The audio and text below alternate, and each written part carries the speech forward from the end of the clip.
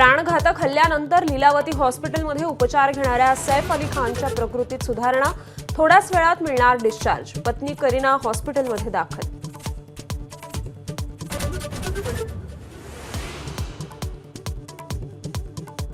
सैफचा हल्लेखोर शहजाद मेघालय सीमेवरील डाउकी नदी ओलांडून भारतात आल्याचं उघड. पश्चिम बंगालमध्ये आधार आणि सिम कार्ड बनवल्याचंही तपासात निष्पन्न.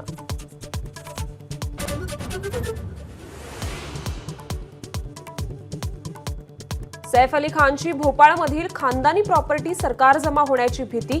तब्बल 100 एकर जमिनी, 1.5 लाख लोकांची अतिक्रमित वस्ती.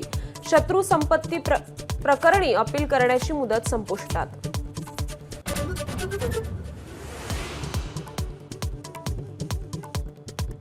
दहिसरमध्ये पुन्हा एकदा हिंदी मराठी भाषकांचा वाद. परप्रांतीय बाउन्सर्सचा मराठीत बोलण्यास नकार. मनसेच्या हस्तक्षेपानंतर मागितली मराठीत माफी.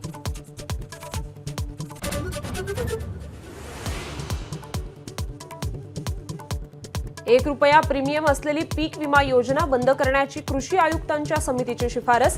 योजनेबाबत अभ्यास करून तात्काळ कॅबिनेटमध्ये विषय मांडणार. कृषी मंत्री कोकाटेंची एबीपी माझाला माहिती.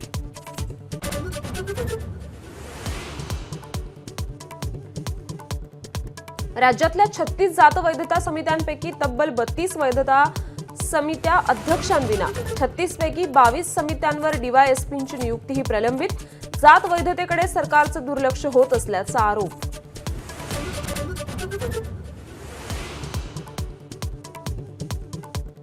पालकमंत्रीपदासाठी अडून बसलेल्यांना संजय राऊतांचे टोमणे. पालकमंत्र्याचा डोळा फक्त आर्थिक व्यवहारांवर. कुंभमेळ्यामुळे नाशिक आणि उद्योगधंद्यासाठी रायगडवर नजर असल्याचा आरोप.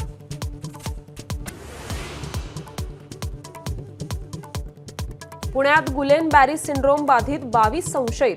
पुणे महापालिका सतर्क. आरोग्य विभागाची आज तातडीची बैठक. आजार दुर्मिळ असला तरी धोकादायक आणि संसर्गजन्य नसल्याचा तज्ज्ञांचा निर्वाळा.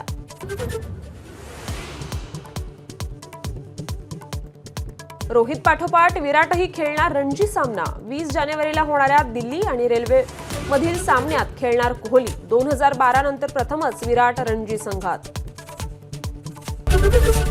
एबीपी माझा, उघडा डोळे बघा नीट.